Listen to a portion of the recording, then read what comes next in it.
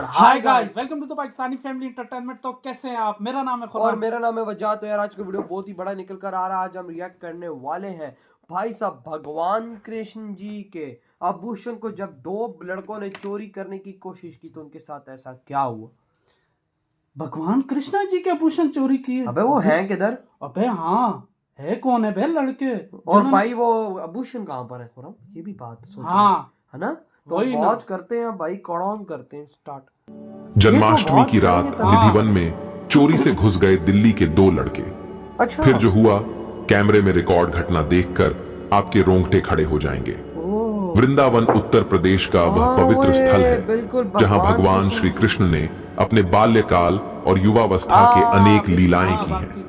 वृंदावन का निधिवन विशेष रूप से प्रख्यात है, जहां भक्तों का मानना है कि आज भी श्री कृष्ण और राधा रानी रात को गोपियों के संग रास रचाते हैं। यही कारण है कि सूरज ढलने के बाद निधिवन में किसी को प्रवेश की अनुमति नहीं होती है। कहते हैं कि जो भी इस पवित्र स्थल पर रात को रुका वह फिर कभी जीवित नहीं बचा या मानसिक रूप से स्थिर नहीं रहा।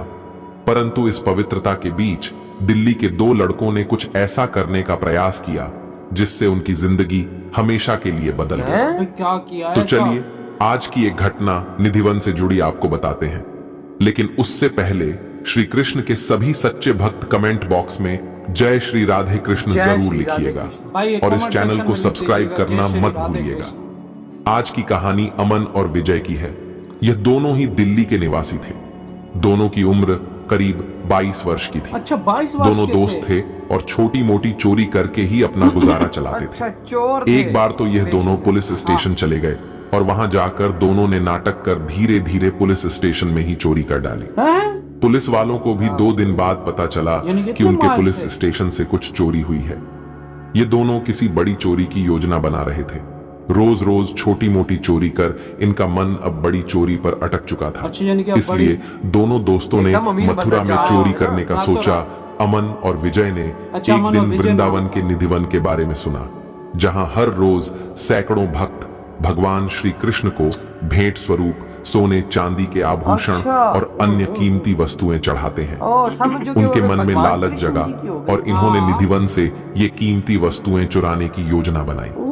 उन्हें विश्वास था कि भगवान के इन आभूषणों को चुराकर वे अपनी जिंदगी बदल सकते हैं। यह योजना बनाने के बाद दोनों ने निधिवन को कुछ दिन तक बारीकी से देखा और जानकारी जुटाई। उन्हें यह समझ में आ गया कि जन्माष्टमी की रात सबसे उपयुक्त समय होगा। अच्छा, जब मंदिर में भक्तों की भीड़ होगी और सुरक्षा थोड़ी ढीली हो जाएगी। दोनों ने सोचा कि इस विशेष रात को वह आसानी से अपने इरादों को अंजाम दे सकते हैं। भाई बड़े जन्माष्टमी की रात पूरा वृंदावन कृष्णमय हो गया था। मंदिरों में भक्तों का तांता लगा हुआ था। हर ओर कृष्ण जन्मोत्सव की तैयारी चल रही थी। अमन और विजय ने मौका देखकर निधिवन में प्रवेश कर लिया। अच्छा, उन्होंने सोचा कि इस पवित्र स्थल पर रात को कोई नहीं आता तो इन्हें आसानी से भगवान के आभूषण मिल जाएंगे। वे दोनों इस बात से अनजान थे कि निधिवन में प्रवेश करना उनके जीवन की सबसे बड़ी और अंतिम निर्णय होगा। किसी तरह बचते बचाते श्री कृष्ण की भक्ति में नाचते गाते दोनों दोस्त निधिवन का पता लगाने में सक्षम हो गए। उस दिन वृंदावन की भीड़ देखने लायक होती है। इसी भीड़ का फायदा उठाकर दोनों दोस्त निधिवन में चले गए। अच्छा, जैसे ही वे दोनों निधिवन के भीतर गए उन्हें एक अजीब सी शांति और ठंडक महसूस हुई। अमन और विजय ने सोचा कि यह सब उनके डर की वजह से हो रहा है। अच्छा, डर और उन्होंने अपने काम पर ध्यान देना शुरू कर दिया। परंतु जैसे ही वे निधिवन के भीतरी हिस्से में पहुंचे उन्हें ऐसा लगा कि कोई उनकी हर हरकत पर नजर रख रहा है। अच्छा, विजय ने अमन से कहा कि मुझे कुछ अजीब सा लग रहा है, हमें यहां से निकल जाना चाहिए। लेकिन अमन ने उसकी बात को अनसुना कर दिया और आगे बढ़ता रहा। अचानक उसे ऐसा महसूस हुआ जैसे कोई उनके पीछे खड़ा है। जब वे पीछे मुड़े तो वहां कोई नहीं था, परंतु तभी कुछ ऐसा हुआ जिससे उनकी रूह कांप उठी। दोनों ने जैसे ही भगवान कृष्ण के विग्रह के पास पहुंचने की कोशिश की, अचानक उनके चारों ओर एक अदृश्य घेरा बन गया। दोनों को ऐसा महसूस हुआ जैसे वे किसी अदृश्य शक्ति के वश में हो गए हों। वे दोनों उस घेराव से बाहर निकलने की कोशिश करते रहे, परंतु उनके कदम झगड़े हुए थे। यानी कि दोनों के चेहरे पर पानी। पसीना साफ दिखाई दे रहा था और उनकी आंखों में साफ डर झलक रहा था। तभी अचानक चारों ओर से बांसुरी की मधुर ध्वनि सुनाई देने लगी। भगवान ये ध्वनि इतनी मनमोहक थी कि दोनों चोरों के हाथ पांव थम से गए। भगवान कृष्ण वे जी वहीं की लीला जमीन भी पर गिर पड़े। अपरंपार। उन्होंने देखा कि निधिवन के पेड़ झूमने लगे, जैसे कोई अदृश्य शक्ति उन्हें हिला रही हो। चारों ओर अजीब सी रोशनी फैलने लगी। उनके भगवान सामने श्री कृष्ण कृष्ण जी हो तो और फिर- राधा रानी का दिव्य स्वरूप प्रकट हुआ। और ये नदी ये वन में दृश्य होता भी देखकर है। अमन और विजय के होश उड़ गए। और कमेंट वे सेक्शन में कुछ guys समझ भी नहीं कहते पा हैं कि रहे सच में होता थे है। कि यह सब क्या हो रहा है। श्री कृष्ण ने मृदु स्वर में कहा, यह स्थान मेरे भक्तों के प्रेम और भक्ति का प्रतीक है। यहाँ आकर तुमने अपनी यानी कि मेरे आत्मा को प्यार कलुषित करेगा। कर दिया है, परंतु मैं दयालु हूं, तुम्हें एक और अवसर देता हूं। यार ये देख विजय ने रोते हुए कहा, हमें माफ कर दो प्रभु, हमने जो किया देखा। वह लालच के वश में किया। प्रभु ने साफ आगे अमन भी भगवान फूट फूट कर रोने लगा। दोनों ने अपनी गलती स्वीकार की और श्री कृष्ण से क्षमा मांगी। श्री कृष्ण ने मृदुता से कहा, जाओ और सच्चे हृदय से प्रायश्चित करो। भाई भगवान जैसे भगवान ही यह होते हैं। दिव्य घटना समाप्त हुई, दोनों ने देखा था कि उनके चारों ओर सब कुछ सामान्य हो गया था। उन्हें ऐसा महसूस हुआ जैसे वह किसी स्वप्न से जगे हो। दोनों लड़खड़ाते हुए निधिवन से बाहर निकल आए।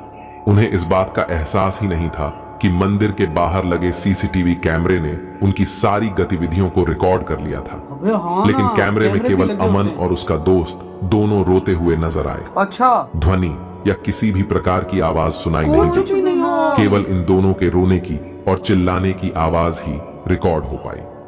जब सुरक्षा भगवान कर्मियों ने कृष्ण अगली सुबह की आवाज सीसीटीवी नहीं फुटेज आई। देखा वाह तो वे यार, चकित ये रह गए। देखना। फुटेज में दोनों चोरों को निधिवन के अंदर घुसते हुए और फिर भयभीत होकर बाहर आते हुए देखा गया।